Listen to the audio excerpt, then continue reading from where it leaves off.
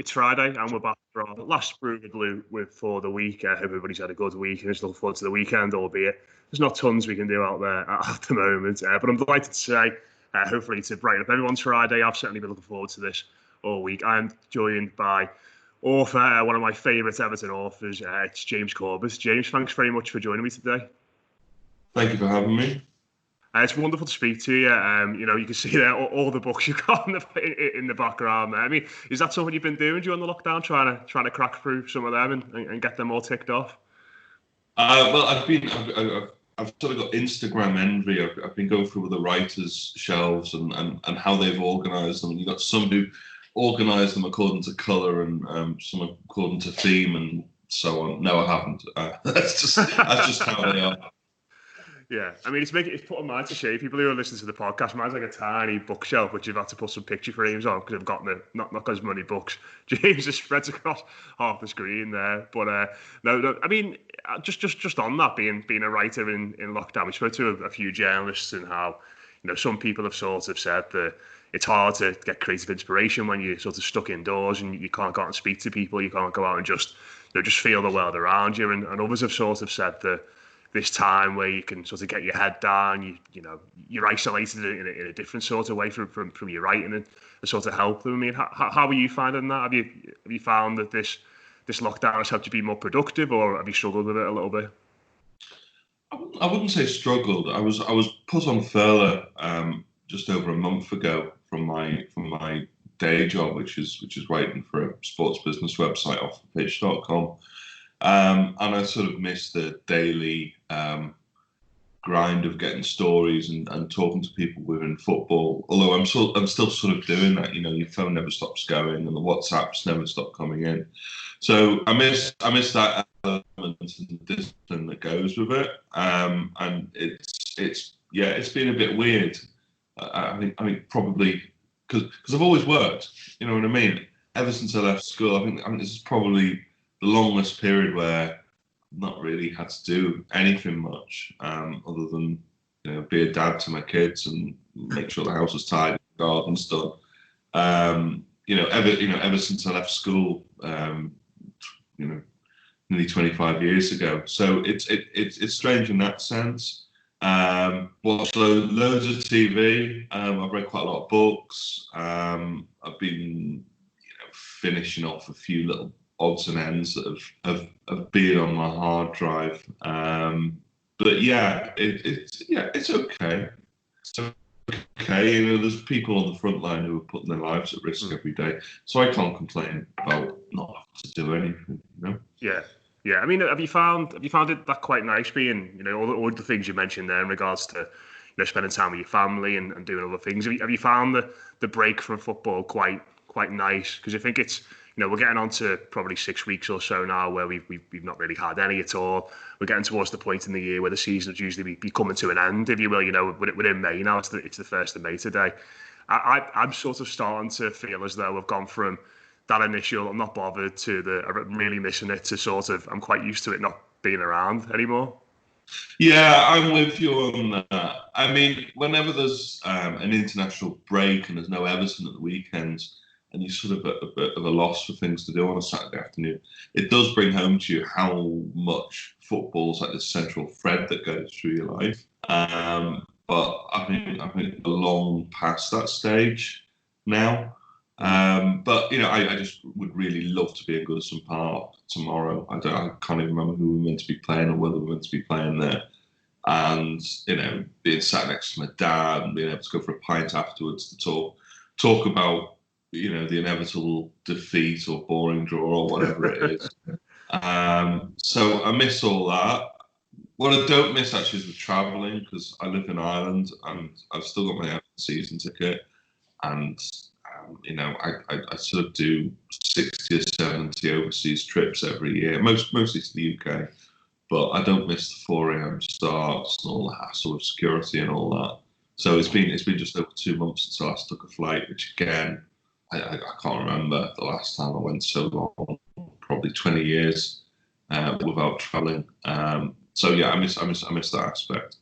Yeah, I think speaking to people, that's the thing that they mainly said about missing the match. It is that routine. It is the day-to-day grinding, if you will. It's seeing the people, it's having the pint afterwards. And I think certainly as Evertonians, and certainly the way the club's been over the last few years, we have sort of fell into a bit of a malaise and a bit of a shrug your shoulder sort of attitude towards the football when it was just week after week after week. It feels a little bit as though, and I don't know if this will change when the football comes back again, but speaking to you guys over the last few weeks, it feels as though maybe we all won't just take it for granted when it comes back again. Maybe the Everton fan base might go to Goodison Park and approach this in a different way and be a bit more positive and sort of look to seize the days a little bit more, especially given the fact that there might not be many more matches at Goodison Park to come down the years. Yeah, that's true. That's true. Look, I mean, for me, the great shame about Everton not playing at the moment is that we've got 3 really good young players there who've sort of had their breakthrough seasons. Richarlison has proved that he's not just a one-season wonder. Calvert-Lewin has shown that he's got the pedigree to be a top-class centre-forward. And Mason Holgate has been absolutely brilliant. And I just feel really sorry for these lads that they're potentially having that season just scrubbed off. Can you imagine having 15 goals scrubbed off at the age of 21 or 22, like Calvert-Lewin is, and just forgotten about, and all the progress that he's made. So it's for them that I sort of feel for now during this hiatus. And obviously it was great to get Ancelotti in just before Christmas, but the rest I could sort of take or leave. Well, I suppose that's a great point, actually. I suppose it'd be someone like coming up to you saying, after you've done 2/3 of a book and just ripping it up and going, you've got to start that again. Sorry, James. You've done really well with this so far, and it took you a while, and you've been working really hard to get to this point. But unfortunately, you're gonna have to start it again. It might not count. Yes. Yeah. It's crazy. It is crazy. But there are still footballing topics that are being discussed. We'll run through some of them now. Obviously, Mayor Joe Anderson was in the news yesterday in regards to comments he made about Premier League potentially returning.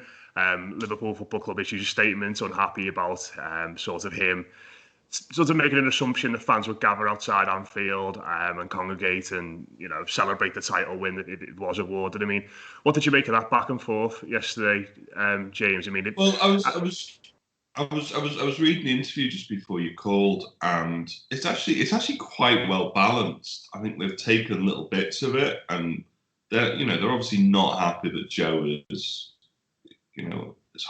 a heart on his sleeve Evertonian as well. But they've taken bits of it and twisted it round. The fact of the matter is that certain Liverpool supporters have repeatedly let themselves down over the years, and you are going to get an idiot minority who, despite being repeatedly told, will come out. That's a simple fact. It's going to happen. It's a waste of police resources, and it's a public health hazard. And if they read the interview, Joe's just taken a very sensible point of view in my opinion, and it's been entirely misconstrued. Yeah, and it's I live right by Sefton Park, and there was an article in the Liverpool Echo earlier this week where Joe was asked about people congregating in Sefton Park and having barbecues and picnics and that sort of thing, and he was quick to come down on those people as well. So I don't think it's necessarily a case of him singling out the Liverpool fan base here and saying, look at these are the sorts of people that would not follow this lockdown. I think it's been sort of shown throughout society that a lot of people are relaxing the stance towards all this now. Yeah, but look, even part of me could understand people wanting to go to Sefton Park and lie down in the grass and maybe not have a barbecue, but that's taking it to an extreme. But if you're living in a house share or a flat, you don't have any outside space, if only for your mental health, the temptation's there. It's a human response. Whereas attending a one-off event, to see the champions, there's no logic if you're being repeatedly told not to go there. Yeah, and it feels like it's going to run that one. I imagine we'll get another response from them today, from Joe. But we'll see. We'll see how that one goes. But one other thing I wanted to speak about you, James, is, obviously people who are watching this and listening to this will know about all the fantastic work you've done on Everton in particular, and will be really familiar with your books. But one article I do want to speak to you about is one that you wrote in 2015 for the Blizzard magazine, which if anyone's not checked out as well, it's a fantastic publication. Get some of the best football writers about, writing really passionately and really intelligently about various different things. And in 2015, James, you were in Qatar, and you sort of did a deep dive into the regime in Qatar, how, what's happening ahead of the World Cup, and looked at some of the human rights issues. And it was genuinely a fascinating piece of work, and it's stayed in me for the 5 years since then. And I think what I wanted to ask you about is how you feel about organisations and nations like Qatar, and obviously Saudi Arabia with Newcastle going forward, and how this affects the everyday supporter and the everyday fan. Because at the moment, we're seeing a lot of pieces from, other outlets sort of saying about how the Kingdom of Saudi Arabia coming into Newcastle is a bad thing. You've got Newcastle fans coming back saying, well, it's nothing to do with us, etc., etc. And it feels as though, as we're sort of moving forward in football and increasingly moving forward into the modern age, that this is a dilemma that's going to be placed on the shoulders of a lot of supporters. Yeah. Okay. Well, there's a number of different issues there. With regards to Qatar, it's a story that I've covered since 2008, 2009, when they were bidding for the World Cup, and I've been there 5 or 6 times, and I had planned to go there again this year to sort of follow up on it.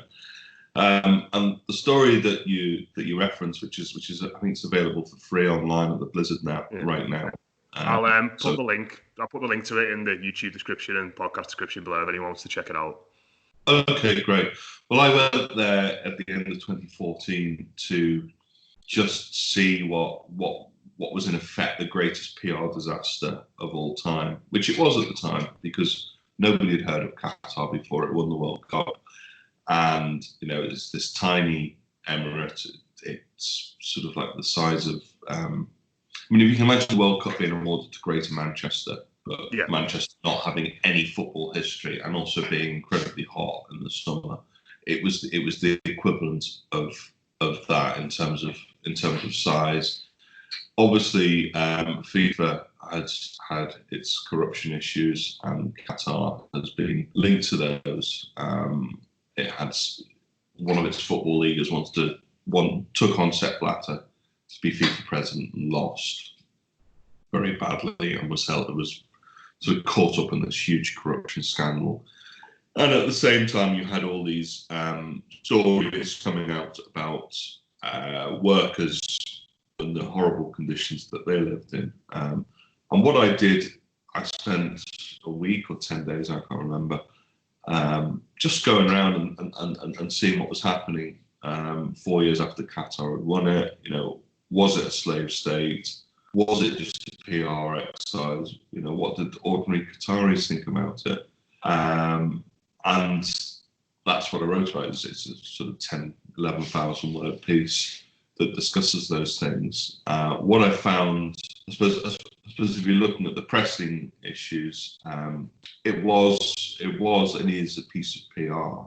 And 5 years later, or 6 years later, you can actually say that it's worked to Qatar's advantage, because it was involved. Country's been involved in an economic blockade by the rest of its neighbours for the last 3 years, but it sort of catapulted Qatar's reputation to an extent where I suppose other powers, including the United States, won't let Qatar be invaded by Saudi Arabia, which for a period looked like it would happen. And to an extent, you can say the World Cup is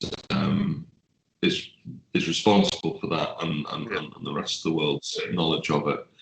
In terms of the narrative about kafala, which is the form of indentured labour they have, that's also moved on, and the World Cup has been a catalyst for change there. So previously you would have these guys coming from Nepal or India or Philippines, increasingly from East Africa as well, to work on the building sites, and it was completely unregulated.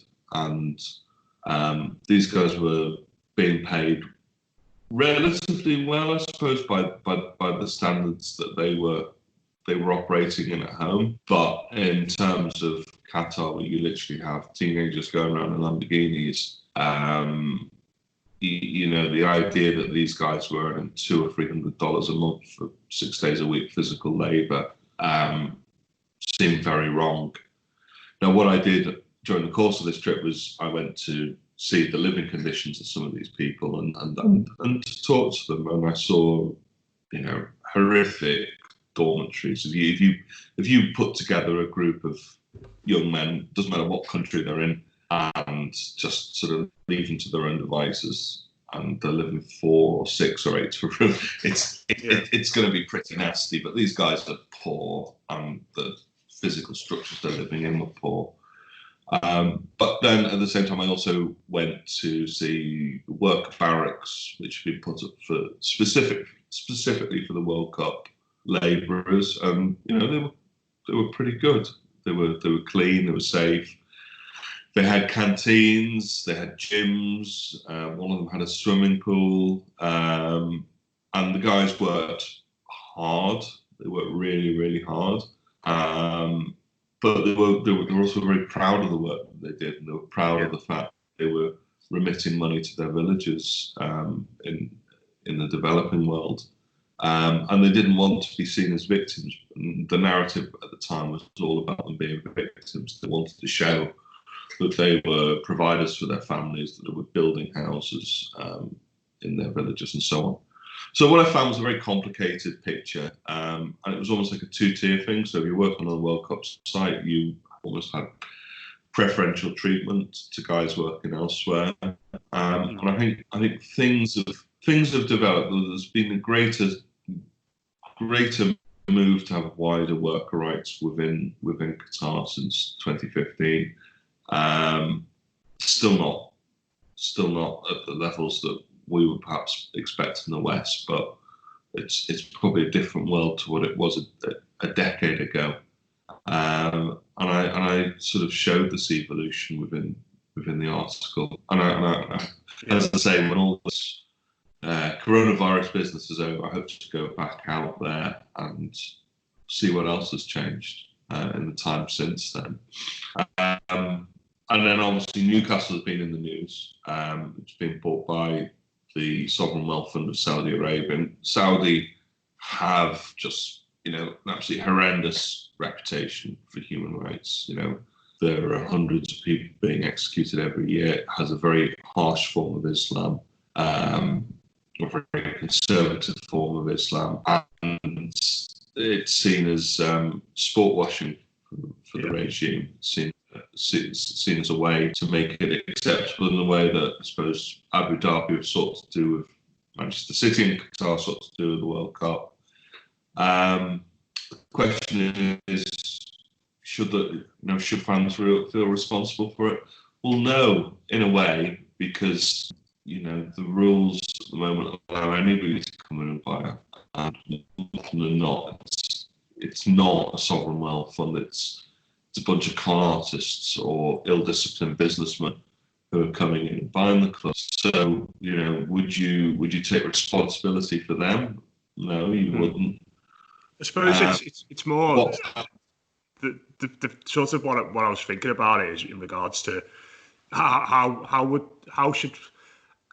would you feel, for example, if this was Everton? And maybe this is something we're going to have to have a moral dilemma with ourselves further down the line in regards to Alisher Usmanov and his potential involvement in the football club. I suppose as his roots grow at Everton potentially and more comes out about him, we might be having similar discussions. Not maybe on the same extent as Saudi Arabia, but I think, I wouldn't know how to reason with that as a football fan. I couldn't sit here and say, if I was a Newcastle fan, what I would think about that. Well, if you look at the two big clubs that have come in and they've had huge investment or financial doping or whatever you want to call it, you've got Chelsea, and Abramovich came in 2003, was it? Yeah. And Man City and Sheikh Mansour came in 2008. Now, they both bought into those clubs for PR reasons. The Abu Dhabi regime and Abramovich. It was sort of Abramovich's public cloak, if you like. It brought him prominence, and he sort of became a bit of an untouchable. Now, if you look at the reactions to those fans, I don't think any Chelsea fan is, they're all aware of who Abramovich is and what he's done. He's one of these, I better be careful now. He is, for want of a better word, from an era of robber baron economics in Russia, where a lot of guys became very rich very quickly, and you can look at their methods and say, well, not always legal, or it's skirting the line of the law. It is what it is. Now, Chelsea fans, as a group, have sort of said, well, it's great. We've got all this money, and we've had some great players and great teams, and we've won 5 titles and a Champions League since then. That's fine. The other example is Man City, and you've got a group of supporters there who, I don't know what it is, but psychological, because they were always a bit of a joke club, or whether it's something in the Mancunian psyche, but they've always been incredibly defensive, and some have tried to, claim that it's some sort of economic miracle, or that it's not part of a deeper PR campaign. And I think that's wrong. I mean, I've had numerous interactions on social media, some of them incredibly unpleasant with Man City supporters, about this question. The issue isn't, you should take responsibility for your owners' crimes or shortcomings. It's just have an awareness of it. And if they've come in, they've stuck £1 billion in your bank account, don't, for God's sake, try and claim that it's some sort of economic miracle. Man City isn't even the biggest club in its own city. Never mind, the second biggest club in the world according to its finances, or the biggest club. It's all been leveraged by state money and a network of clubs that have elsewhere in the world that have supported it through licensing fees, and you can question the legality of that. So anyway, that's my roundabout answer. I think supporters can't be expected to take responsibility for their owners, but at the same time they need to have an awareness of who they are, what they're doing it for, and don't get caught up in defending. I certainly won't be defending Alisher Usmanov when he comes as the Everton owner, if he does. That is. Yeah, I suppose it just sort of linking this back to the start and speaking about Mayor Joe Anderson, Liverpool. I mean, it feels as though often it's the issues away from the football itself in regards to who runs the club, or the decisions they take, and the practices that are put in place by people away from the actual football pitch that prompt the more tribal reactions from fans. And it seems as though, like you said there, the Manchester City fans and Newcastle fans certainly recently. You mentioned Chelsea supporters there. It's almost as if when the football stops and people start talking about the business side of it, if you will, and the ownership side of it, that people get really tribal. Yeah, and it's absolutely nuts. I mean, why would you defend it? You don't see Virgin customers going out and saying Richard Branson should get his bailout from the governor. You don't see it in any other form of business. And at the end of the day, these mega rich guys, frankly, don't care about supporters. They don't care about supporters. They wouldn't have them, they wouldn't entertain them in their boxes or their homes or whatever. They're customers to them, and increasingly superfluous customers, because the amount of money that they're putting into the clubs through investment or sponsorships, actually negates their importance. And it's one of the reasons why this coronavirus crisis isn't so far hitting Everton so badly, because Everton actually don't really need the match day income like other clubs further down the league ladder do. Yeah, James, it's been fascinating. Great stuff on all things concerned. I mean, just potential teaser to anyone out there. Are you working on anything else Everton related at the moment, or? The Everton Encyclopedia that I wrote 8 years ago, or published 8 years ago, that's in the process of being digitised. So that's going to go online sometime later on this year. But that's it for now. Regards to Everton. Do you think it's just sort of a final question? Do you think it's a difficult time to be writing about Everton, and certainly writing books about Everton? Because I suppose in the grand scheme of things over the past 10, 15 years or so, maybe up until Carlo Ancelotti coming into the football club recently, it feels as though the club have just sort of treaded water a little bit. You know, there's been no major highs in regards to pushes for trophies, or there's been no real major scares in regards to, you know, seasons where you've been on the brink of relegation and, you know, potentially going under in that sense. It feels as though they just treaded water. And maybe for authors and people looking for frangles when it comes to books, there's not really been that much there over the past 15 years. Well, that's the thing. Yeah, it's funny you should mention that, because I was thinking of spending some time updating my first book, Everton School of Science, which is a narrative history of Everton. And it was last published a decade ago. I thought, well, actually, what are you going to write about? Seriously, what are you going to write about? There was one good season under Martinez. And I think about the actual moments where I really loved and was really enthused and excited by Everton. You can count them on one hand, and ultimately, they're not going to add to any narrative of the history. You know, the Sunderland FA Cup quarter-final, the Chelsea FA Cup quarter-final, we beat City 4-0, but we haven't won a derby game, we haven't won a trophy, we haven't got through to a final, three semi-finals in that period. So yeah, there's very little to write about, but hopefully the 2020s will add something to the narrative, and we do have one of the great individuals of the game at the club now, and Carlo Ancelotti. I just hope he doesn't sort of get fed up being in lockdown at Crosby, and want to go back to his mansion on Vancouver Island when it's all said and done. Because I'm from Crosby, and I can't think of much as I love being stuck in a house.